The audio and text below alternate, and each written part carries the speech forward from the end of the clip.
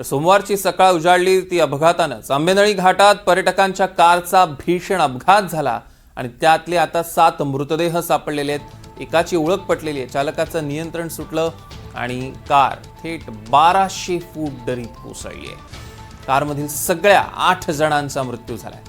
Mahabaleshwar trekkers Pratapgad rescue trekkers घटनास्थळी दाखल झालं। स्कॉर्पिओ गाडी साताऱ्याच्या आसगावातली आहे। कोकणातनं साताऱ्यात येत असताना ही घटना घडली आहे। 2018 मध्ये दापोली कृषी विद्यापीठाच्या बसची दुर्घटना घडली होती। त्याच परिसरात ही कार दरीत कोसळलेली आहे। अतिशय धक्कादायक घटना आपण बघतोय आंबेनळी घाटात।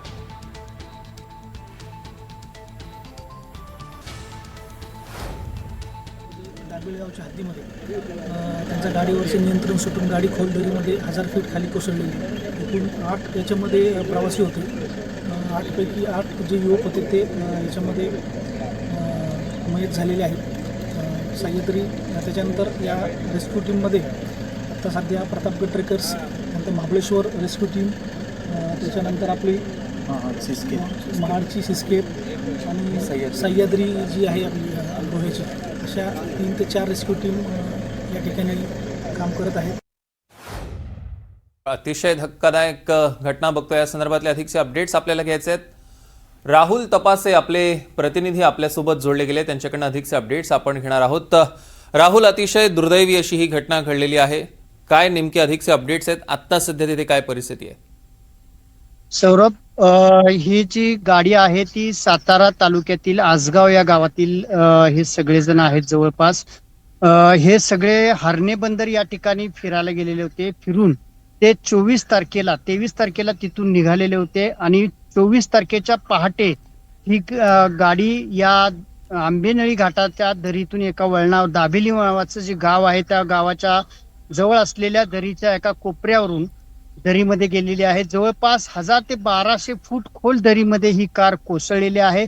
सर्वात महत्वाचं वाईट म्हणजे या कारमध्ये असलेले 8 युवक जे आहेत ते यामध्ये मृत्यू झालेला आहे। सगळ्यात महत्वाचं 24 तारखेपासून या सगळ्या युवकांचा मोबाईल नॉट रिचेबल होते। त्यामुळे घरातले आणि गावातले त्यांचे मित्रमंडळी ही त्यांचा शोध घेत होते।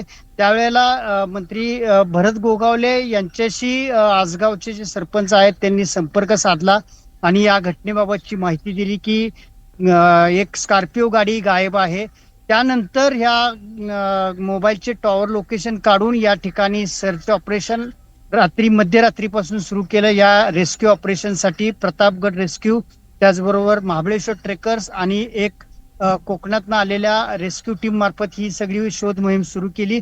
आता 1200 फुटावरती, म्हणजे पहिल्यांदा ज्या वेळेला शोध मोहीम या ट्रॅकर्स मंडळींनी सुरू केली त्यावेळेला गाडीतून 2 जण जे फेकले गेलेले होते ते 500 फुटावरती सापडलेले आहेत। त्यानंतरची जी कार आहे ती जवळपास 1200 फुटावरती कार दिसून आलेली आहे। आपण ती NDTVच्या माध्यमातून कार पाहतोय।